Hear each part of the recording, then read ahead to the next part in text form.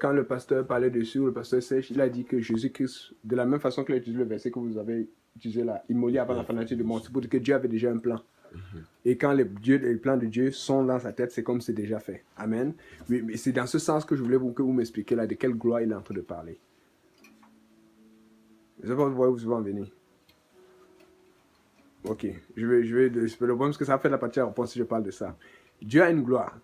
Ça, c'est la gloire céleste parce qu'il a créé toutes choses. Il a créé toutes choses à jamais. Amen. Et à cause de cela, sa gloire lui appartient. Et c'est pour ça que dans Ésaïe 42, verset 8, il a dit, je ne partage ma gloire avec personne. Alors, quand Jésus dit déjà, Père, donne-moi la gloire que j'avais auprès de toi, il y a un problème parce que Dieu a dit qu'il ne partage sa gloire avec personne. Et la seule façon qu'il puisse partager cette gloire, c'est parce que Jésus est Dieu manifesté dans la chair. Mais le problème, c'est que la gloire de Dieu initiale, il ne te donne pas ça pour rien. Mais quand tu rentres dans le contexte, la Bible dit quoi? Je leur ai donné la gloire que tu m'as donnée. Mais comment Jésus peut dire à Jean 17, verset 22 plus tard, je leur ai donné la gloire que tu m'as donnée, alors que Dieu dit qu'il ne partage sa gloire avec personne. C'est parce qu'à ce moment-là, quand Jésus parle dans Jean 17, verset 1, il est en train de dire, Père, je suis prêt, maintenant c'est l'heure. Parce que Jésus est sur le point de mourir. Et on sait que pour avoir la gloire de Dieu, pour avoir une reconnaissance de Dieu, il faut qu'on souffre. Et Jésus est en train de souffrir. Il était à l'apogée de ce qu'il a fait. De son baptême, le Saint-Esprit, l'évangélisation, tout ce qu'il a fait, les crachats, toute l'humiliation qu'il a reçue, il était prêt maintenant à aller à la croix pour recevoir cette gloire parce que Dieu avait prévu qu'il ait une gloire. Vous comprenez un peu? C'est à ça que je voulais en venir. Quelqu'un peut continuer l'explication? Il y a autre chose que j'attends?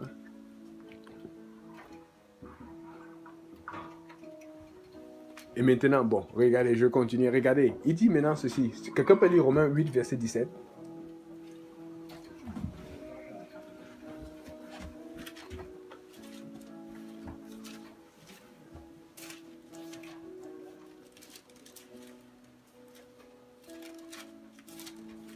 Car l'Écriture dit à Pharaon, je t'ai suscité pour ceci. Romains 8, verset 17?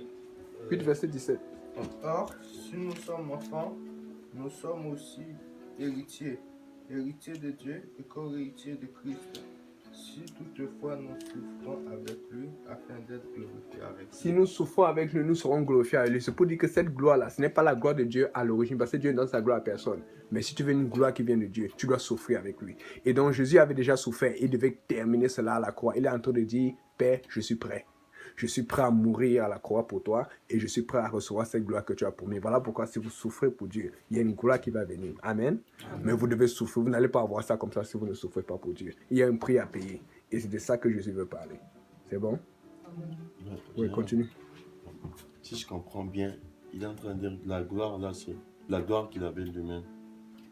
Parce que la gloire qu'il doit avoir dans la chair, qu'il doit recevoir, c'est parce qu'il a fait quelque chose. Tu ne peux pas juste rester comme ça. C'est ça le problème de Satan. Dieu lui a donné de la gloire en commençant et il a voulu tout prendre sans rien faire. Parce que Dieu lui a donné la gloire, il n'a rien fait. Tu comprends un peu? Mais nous, alors, Dieu a dit, ok, je veux commencer avec nous. Je ne vais rien nous donner, mais il va nous faire travailler, grandir, chercher Dieu, prêcher, recevoir des invectives de nos familles, de nos amis, des moqueries de tout le monde.